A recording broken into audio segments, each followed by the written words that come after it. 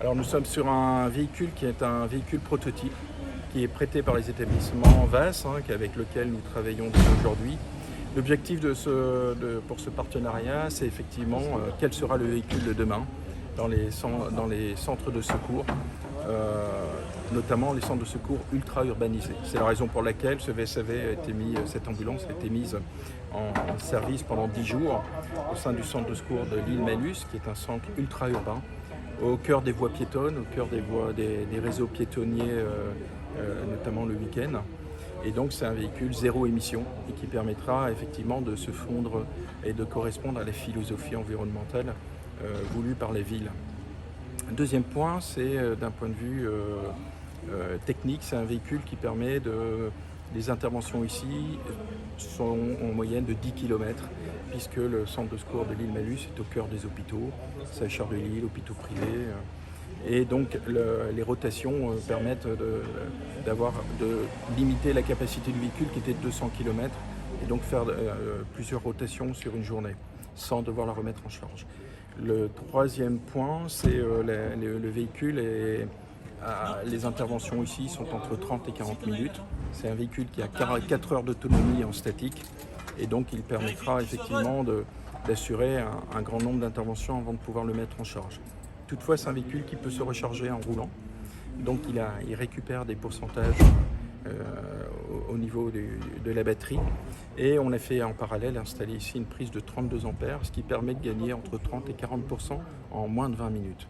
On est dans la même logique que la recharge d'une Tesla, en fin de compte. Voilà, on est avec des bornes boostées pour pouvoir remettre rapidement ce type de véhicule. Alors, c'est vraiment un titre expérimental, donc il y a cette phase-là qui est fonctionnelle où nos personnels sont associés à la démarche.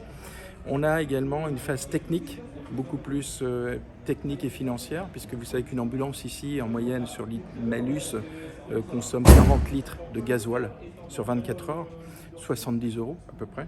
Ici, on aura une charge entre 6, 5 et 12 € en moyenne, une charge complète. Donc sur 365 jours, on imagine bien l'économie. Et l'autre point aussi, c'est que c'est un véhicule qui nécessite quasiment plus de maintenance puisqu'on n'a pas de moteur thermique, donc pas de courroie de distribution, pas d'huile, pas d'injecteur à changer. Voilà, donc c'est aussi une source d'économie qui est pas négligeable. Et ce véhicule-là est certes 30% plus cher qu'un véhicule classique, mais l'un dans l'autre, il faut effectivement pouvoir faire affiner nos calculs et surtout avoir le retour de nos personnels sur la pertinence de ce véhicule-là. C'est un duo gagnant-gagnant entre les sapeurs-pompiers et le constructeur.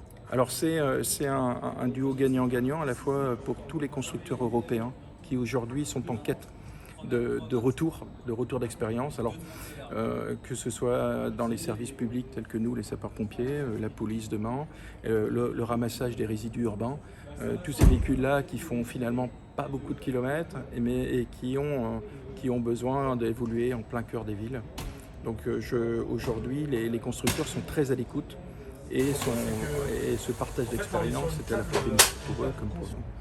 Donc encore une fois, c'est un prototype, on le répète, on le dit, on le répète, parce que c'est important.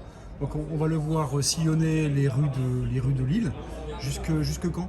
Alors c'est un véhicule qui est effectivement un prototype, sa couleur blanche en témoigne. Sa sonnerie aussi, c'est un véhicule qui est prêté par une entreprise allemande et donc la sonnerie c'est pas le traditionnel pimpon, mais c'est un klaxon allemand. Il est blanc, c'est un véhicule qui a été dimensionné pour faire de la réanimation, donc puis il tourne à la fois, là il vient des aéroports de Nice, de Paris. Il a été mis en expérimentation dans le SDIS 78. À ce titre, sa charge n'est jamais descendue en dessous de 65%. Donc voilà, donc nous on veut aussi vérifier de notre côté qu'il est aussi pertinent chez nous. Et ce véhicule-là, effectivement, ce prototype-là restera avec nous jusqu'au 2 septembre, la veille de la braderie.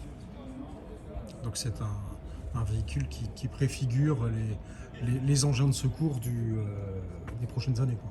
Alors c'est un véhicule, je pense effectivement, alors c'est une solution 100% électrique, sans doute pour les centres ultra-urbains, avec des centres hospitaliers de proximité. Ce sera peut-être une version mixte, hybride, pour les autres centres de secours, voire une solution à l'hydrogène ou autre. Là-dessus, tous les services publics tels que le SDIS sont très ouverts sur demain. Qu'est-ce qui remplacera le moteur thermique ?